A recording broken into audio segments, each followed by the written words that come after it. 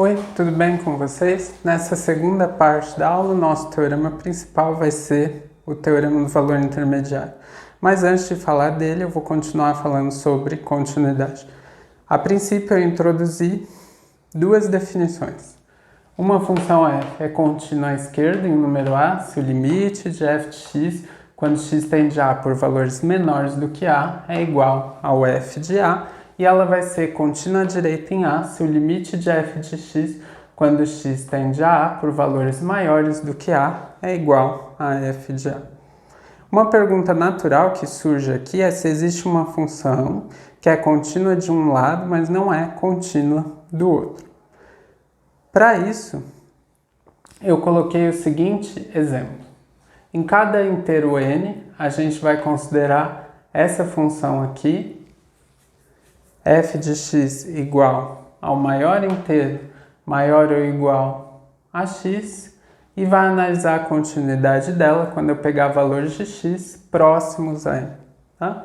Para facilitar, eu desenho uma reta aqui, coloquei o n, e o primeiro inteiro que vem antes do n é o n menos 1, o primeiro inteiro que vem depois é o n mais 1. Suponha que eu estivesse me aproximando de n por valores menores do que n, tá? Então, se eu pego um valor menor do que n, qual que é o primeiro inteiro que vem antes? É o n menos 1. Só que o f de n é n. Sempre que você calcula o maior inteiro menor ou igual a um determinado valor, vai dar ele mesmo, quando ele é inteiro, tá?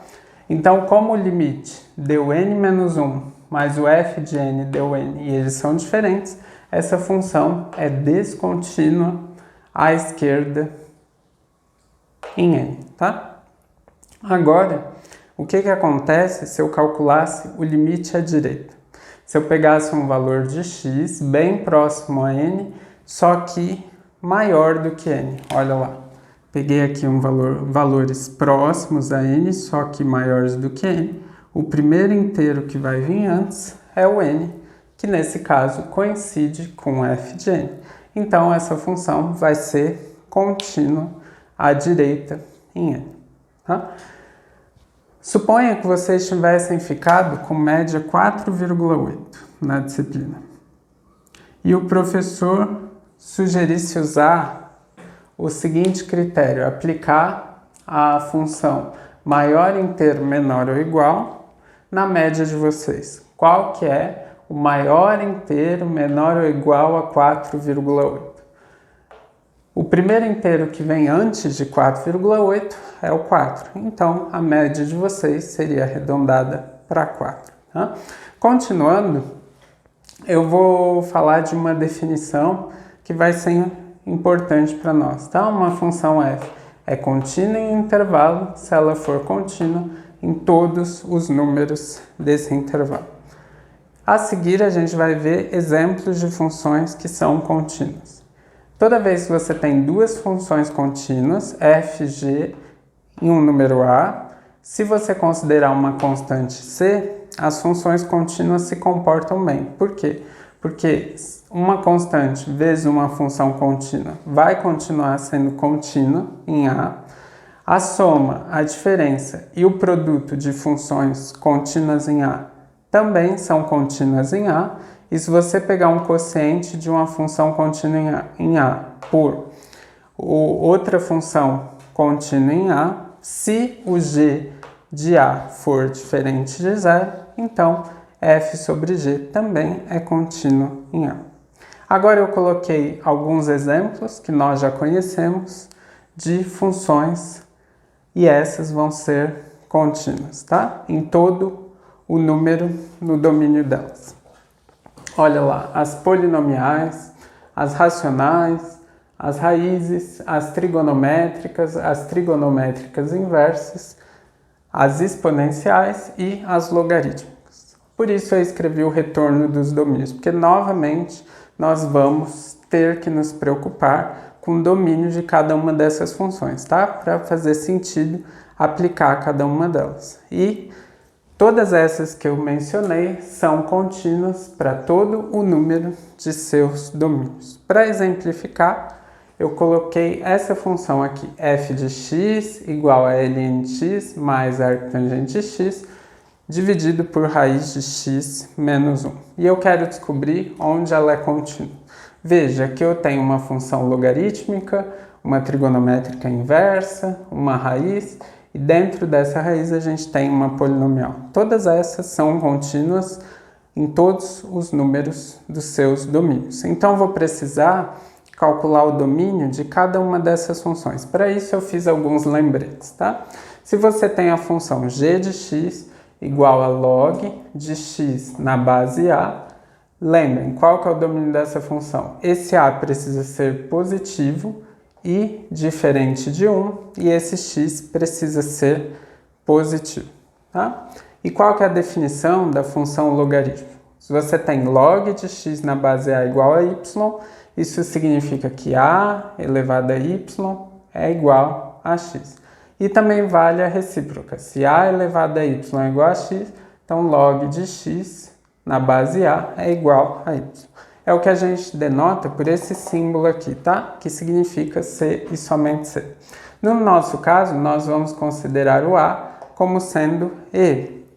Então a gente fica com log de x na base e, e isso daqui é o ln de x, o logaritmo natural ou logaritmo que algumas pessoas chamam de neperiano. Lembrem, o e vale aproximadamente 2,7182, tá? Então, como o ln é uma função logarítmica, qual que é o domínio dela?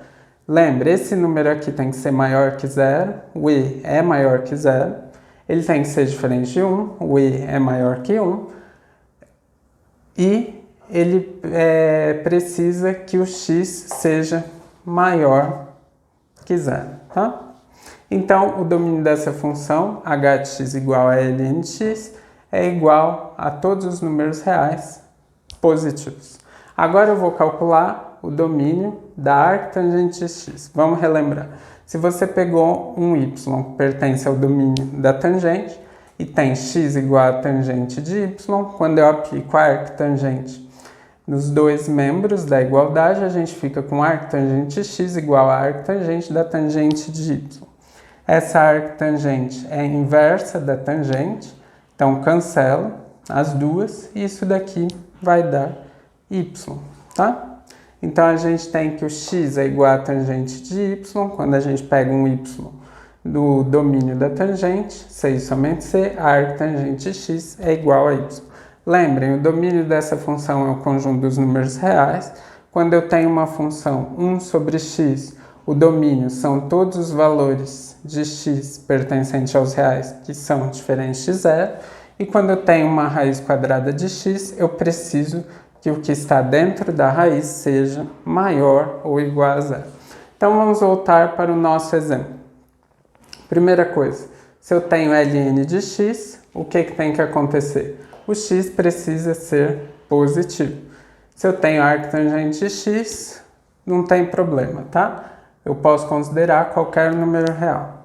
Se eu tenho uma raiz quadrada, o que está dentro da raiz precisa ser maior ou igual a zero. E se eu tenho um quociente, o que está no denominador precisa ser diferente de zero. Então a gente precisa que o x seja maior que zero.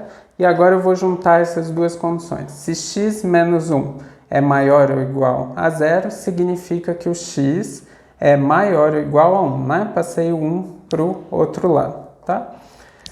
E se a raiz quadrada de x menos 1 é diferente de zero, eu preciso que o x menos 1 seja diferente de zero, tá? Eu posso elevar ao quadrado os dois membros dessa diferença. Então, vou precisar que x menos 1 seja diferente de zero, que é a mesma coisa que dizer que o x tem que ser diferente de 1. Então, se o x é maior ou igual a 1, mas ele é diferente de 1, ele tem que ser estritamente maior que 1.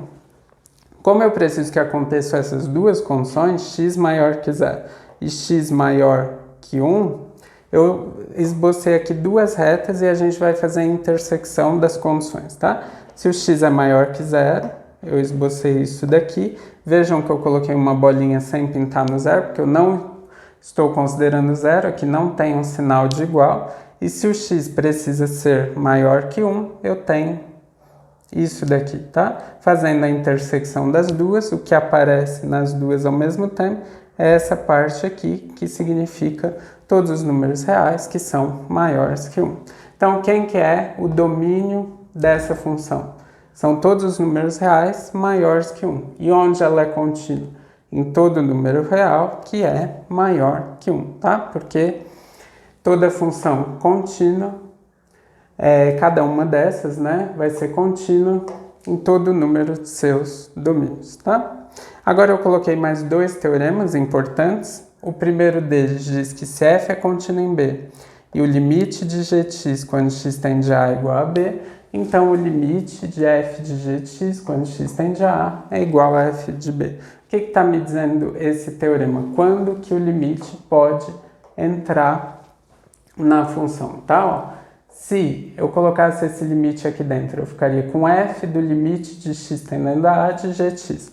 Se esse limite existe e é b, eu ficaria com f de b, tá? Então, se o limite da de dentro, quando x tende a existir e for igual a b, e a de fora for contínua nesse b, nós vamos ter que o limite pode entrar e vai ser o f de b. Para isso, já eu vou fazer um exemplo, tá? Mas antes, escrevi mais um teorema. Se você tem duas funções contínuas, a composta delas também vai ser contínua. Então, se g for contínuo em A e f for contínuo em g de A, então f composta com g, que é o f do gx, também é contínua de A. Para aplicar o teorema, eu coloquei o seguinte exemplo. Limite do arco seno de 1 sobre raiz de x menos 1 sobre x, com x tendendo a 1. Tá? Então, eu tenho a minha função f aqui, o arco seno, e a minha função g é esse quociente. Então, o que eu vou fazer? Eu vou calcular o limite da de dentro para ver se ele existe. Quanto que dá limite de x tendendo a 1 de 1 menos raiz de x sobre 1 menos x? Vejam, se eu fizesse uma substituição direta aqui, eu ficaria com 1 menos raiz de 1, que é 0, dividido por 1 menos 1, que também é 0. 0 sobre 0, uma indeterminação. Então, eu vou ter que arrumar uma técnica para poder resolver esse limite. Qual que é a técnica que a gente vai usar? A gente vai racionalizar. Como aqui eu tenho uma diferença, eu vou multiplicar pela soma. Então, quando eu multiplico 1 menos raiz de x por 1 mais raiz de x, eu vou conseguir eliminar a raiz. Só que lembra, se eu faço isso no numerador, para manter a igualdade, eu tenho que fazer a mesma coisa no denominador. Então, eu multipliquei o numerador por 1 mais raiz de x e o denominador por 1 mais raiz de x. Fazendo a conta, aqui a gente tem uma diferença, né? A menos b e aqui uma soma, a mais b. Lembra, toda vez que você tem a menos b vezes a mais b, dá a ao quadrado menos b ao quadrado. Tá? Então, fica o quadrado do primeiro, 1 ao quadrado, menos o quadrado do segundo, raiz de x, vezes a raiz de x, que é raiz de x ao quadrado. Tá? Quem tem dificuldade pode fazer a conta, né? 1 vezes 1 dá 1, 1 vezes raiz de x dá raiz de x, menos raiz de x vezes 1 dá menos raiz de x, então cancela raiz de x com menos raiz de x, e raiz de x vezes raiz de x dá raiz de x ao quadrado, como tem o sinal de menos, menos raiz de x ao quadrado, tá? E no denominador, a gente ficou com 1 menos x vezes 1 mais raiz de x. Tomem todo o cuidado possível, coloquem parênteses, senão vocês vão errar a conta, tá? Então, ó, no nosso numerador, a gente ficou com 1 ao quadrado, que é 1, menos, lembra, raiz de x ao quadrado é x, mais raiz de x ao quadrado é módulo de x, não esqueçam, tá? E o denominador eu só copiei, tá? Então, ó, como aqui a gente tem uma multiplicação, eu consigo cancelar esse com esse e a gente fica com limite de x tendendo a 1 de 1 sobre 1 mais raiz de x. Substituindo x por 1, porque o 1 está no domínio dessa função, nós vamos ficar com 1 sobre 1 mais raiz de 1, e 1 mais raiz de 1 é 2, tá? Então, ó, esse limite da função de dentro existe. Agora a gente precisa ver, a função de fora é contínua nesse valor? É, né? A função arcosseno é contínua em meio, tá?